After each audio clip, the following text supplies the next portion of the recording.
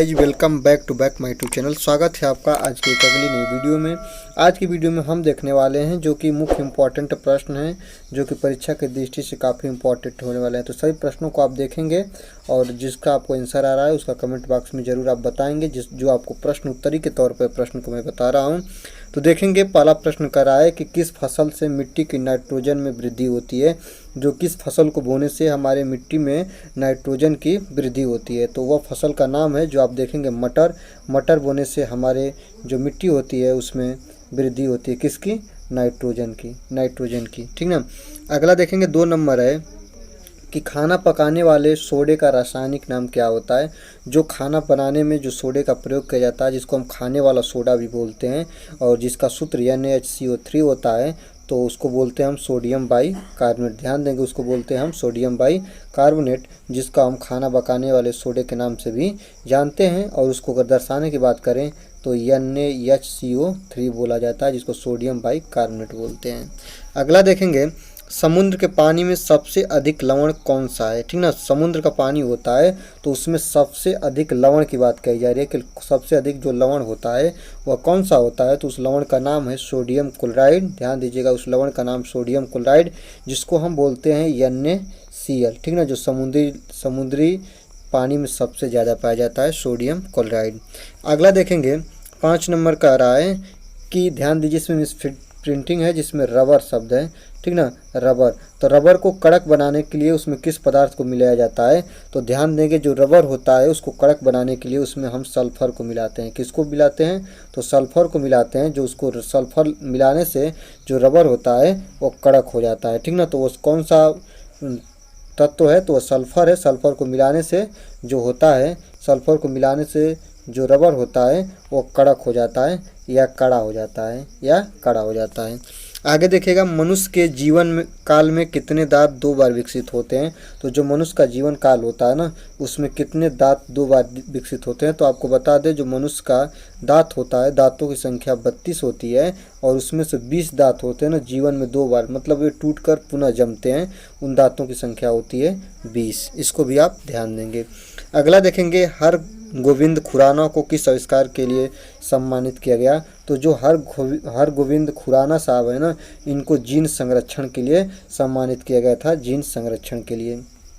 अगला देखेंगे मनुष्य के खोपड़ी में कुल कितनी अस्थियां पाई जाती है। जो मनुष्य की खोपड़ी है ना उसमें कुल कितनी अस्थियां पाई जाती है। ध्यान दीजिए, अस्थियों की संख्या पूछा है, तो जो मनुष्य की खोपड़ी होती है उसमें अस्थियों की संख्या होती है 8। कितनी अस्थियां होती हैं, तो अस्थियां होती हैं आपका 8। इसको भी बात आप ध्यान देंगे। ठीक ना। अगला देखेंगे विकास का मुख्य कारक है। तो विकास का जो मुख्य कारक है वो प्राकृतिक वर्ण है। इस बारे को भी, इस क्वेश्चन को भी कई बार कवर कराया है, तो इसको भी आप ध्यान देंगे। अगला देखेंगे, अगला पूछ रहा है कि सर्वव्यापी रक्तदाता का ग्रुप कौन सा होता है। सर्वव्यापी मतलब जो सभी को दे सके, क्या? रक्त मतलब ब्लड। तो जो सभी को ब्लड दे सके उसका ग्रुप क्या होता है, तो उसका ग्रुप जो होता है आप देखेंगे ग्रुप O होता है। क्या होता है? तो ग्रुप O होता है जो सभी को ब्लड डोनेट कर सकता है, दे सकता है। और वह ग्रुप कौन सा होता है जो सभी का ब्लड ले सके, तो इसके लिए आपका AB हो जाएगा। जो AB ग्रुप होता है वो सभी से ब्लड को ले सकता है। ठीक ना। इसको भी आप देखेंगे। अगला देखेंगे विटामिन C का रासायनिक नाम क्या है। तो जो विटामिन C होता है इसका रासायनिक नाम एस्कॉर्बिक एसिड होता है। इसको भी आप ध्यान देंगे। ठीक ना। अगला देखेंगे बायोगैस का मुख्य अवयव क्या है। तो बायोगैस जो होती है ना, इसका जो मुख्य अवयव होता है उसको हम बोलते हैं क्या? इसको हम बोलते हैं मेथेन, और जिसको दर्शाते हैं CH4 से। वह क्या है? मेथेन है बायोगैस का मुख्य अवयव। तो ध्यान दीजिएगा, जितने भी प्रश्न हैं जो आप प्रश्न देख रहे हैं, मैं इस प्रश्न को आपको दिखाने का मतलब यही है कि आपको कम समय में ज़्यादा से ज़्यादा अधिक तैयारी हुए। तो आपको वीडियो अच्छी लग रही है तो वीडियो को जरूर से जरूर आप लाइक करते चलिए, और चैनल पर नए हैं तो चैनल को जरूर से जरूर सब्सक्राइब करें और दोस्तों के साथ शेयर करें। अगला देखते हैं कि प्रकाश संश्लेषण कब होता है। तो ध्यान दीजिए, प्रकाश संश्लेषण की आवश्यकता होता कब है, तो ध्यान दीजिए ये होता है कब? दिन में, जब सूर्य निकलता है तभी होता है। सूर्य के प्रकाश किरणों में प्रकाश संश्लेषण होता है। तो कब होता है, तो केवल दिन में होता है। रात में प्रकाश संश्लेषण की क्रिया नहीं होती है। केवल कब होती है, तो दिन में होती है। अगला देखेंगे किसकी कमी से रक्तहीनता होता है? रक्तहीनता मतलब ध्यान दीजिए, रक्तहीनता एक प्रकार का रोग है, तो ये किसकी कमी से होता है? तो यह आयरन की कमी से होता है या फिर लोहे की कमी से भी होता है, जो रक्तहीनता बोलते हैं, ठीक ना। अगला देखेंगे, मानव शरीर की सबसे बड़ी और लंबी हड्डी का नाम बताइए। तो जो मानव शरीर होती है ना, सबसे बड़ी या लंबी हड्डी जो होती है ना, वो फीमर होती है। क्या होता है? तो होती है आपका फीमर। अगर सबसे छोटी हड्डी की बात कर लें, ध्यान दीजिएगा, सबसे छोटी हड्डी तो कान की हड्डी होती है, जिसको हम स्टेपिज बोलते हैं, ठीक ना, स्टेपिज बोलते हैं। जो कहाँ पाई जाती है? तो ये हमारे कान में पाई जाती है। इसको भी बात आप ध्यान देंगे, ये हमारे कान में पाई जाती है। अगला देखेंगे, बीसीजी का टीका दिया जाता है। तो बीसीजी का टीका क्यों दिया जाता है? बीसीजी का टीका क्यों दिया जाता है? तो क्षय रोग के बचाव के लिए। इसको भी आप ध्यान देंगे, क्षय रोग के बचाव के लिए बीसीजी का टीका दिया जाता है। अगला देखेंगे, सबसे तेज गति से फैलने वाली बीमारी का क्या नाम है? तो ध्यान दीजिए, सबसे तेज गति से जो बीमारी फैलती है उसको बोलते हैं कुष्ठ रोग, ठीक ना, जो कि बहुत तेजी से फैलती है, कुष्ठ रोग। अगला देखेंगे, अगला आपके सामने है कि घाव को शीघ्र भरने में सहायता करने वाले विटामिन का नाम। तो जो घाव होता है ना, घाव को शीघ्र जल्दी से जल्दी भर दे, वह विटामिन होता है, विटामिन क्या? के, ठीक ना। ये घाव भरने में सहायता प्रदान करते हैं, जिसको हम बोलते हैं विटामिन के। अगला देखेंगे, अनुवांशिक कूट के संग्रह के लिए उत्तरदायी अणु है। तो अनुवांशिक कूट के संग्रह के लिए जो उत्तरदायी अणु होता है वो होता है आपका डीएनए, ठीक ना, डीएनए, जिसको डीऑक्सी न्यूक्लिक अम्ल बोलते हैं, डीऑक्सी न्यूक्लिक अम्ल, जो कि अनुवांशिक कूट के संग्रह के लिए सबसे ज़्यादा उत्तरदायी होता है, सबसे ज़्यादा उत्तरदायी होता है। अगला देखेंगे कि जब कोई व्यक्ति सो रहा होता है, ठीक ना, सो रहा होता है, तो उसका रक्तचाप कैसा होता है? तो उसका रक्तचाप उस समय घटता है। जब कोई व्यक्ति सोता है ना, तो उसका जो ब्लड प्रेशर है वो ब्लड प्रेशर घटता है। इसको भी आप ध्यान देंगे। अगला देखेंगे, प्रकाश संश्लेषण के लिए आवश्यक गैस कौन सी है? तो प्रकाश संश्लेषण के लिए जो आवश्यक गैस है, जिसको कार्बन डाइऑक्साइड गैस बोलते हैं, उसको क्या बोलते हैं? कार्बन डाइऑक्साइड गैस बोलते हैं, और जिसको CO2 से प्रदर्शित करते हैं। तो जब प्रकाश संश्लेषण होती है तो सबसे जो मुख्य उत्तरदायी गैस होती है वो CO2 होती है, जिसको कार्बन डाइऑक्साइड गैस बोला जाता है।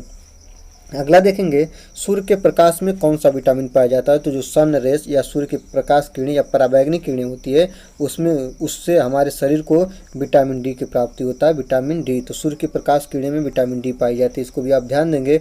और बात करेंगे सूर्य की प्रकाश किरणें, जो सूर्य की प्रकाश किरणें होती है, इसको सूर्य से पृथ्वी पर आने पर कितना समय लगता है? तो यह 500 सेकंड का समय लगता है। इसको आप ध्यान देंगे, और इसको जब मिनट में बदलना होगा तो आप 60 से इसे भाग देंगे तो मिनट में बदल जाएगा। तो जो समय लगता है वो 500 सेकंड लगता है। इसको भी आप ध्यान देंगे। अगला देखेंगे, कोशिका शब्द का सर्वप्रथम प्रयोग किसने किया था? तो कोशिका शब्द का सर्वप्रथम प्रयोग रॉबर्ट हुक ने किया था, ठीक ना, रॉबर्ट हुक ने कोशिका शब्द का सर्वप्रथम प्रयोग किया था। अगला देखते हैं कि बेरी रोग किस विटामिन की कमी से होता है? तो विटामिन B1 की अगर कमी हो जाए तो हमारे शरीर में बेरी रोग की उत्पत्ति होती है, ठीक ना। अगला देखेंगे, अगला आपके सामने कि हैजा रोग का वाहक है। जो हैजा रोग है ना, वह कैसे फैलता है? एक स्थान से दूसरे स्थान पर हैजा रोग को कैसे फैलते आप देखते हैं, तो होती है, उसका जो सबसे बड़ा उत्तरदायी है वो घरेलू मक्खी होती है, ठीक ना। घरेलू मक्खी के द्वारा हैजा रोग का एक जगह से दूसरे जगह तक प्रवाह होता रहता है, ठीक ना। आगे देखेंगे, आगे है कि अदरक का कौन सा हिस्सा खाया जाता है? तो जो अदरक होता है ना,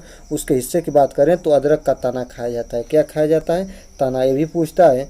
देखते हैं कौन सा पदार्थ प्रोटीन का सबसे बड़ा स्रोत है। तो ध्यान दीजिए, सबसे ज़्यादा किसी में प्रोटीन पाई जाती है तो वो आपका क्या होता है? सोयाबीन, ठीक ना। उस सोयाबीन में सबसे ज़्यादा प्रोटीन की मात्रा पाई जाती है। ध्यान दीजिएगा, सोयाबीन में, ठीक ना, सोयाबीन में सबसे ज़्यादा क्या पाया जाता है? तो प्रोटीन पाया जाता है। इसको भी आप ध्यान देंगे।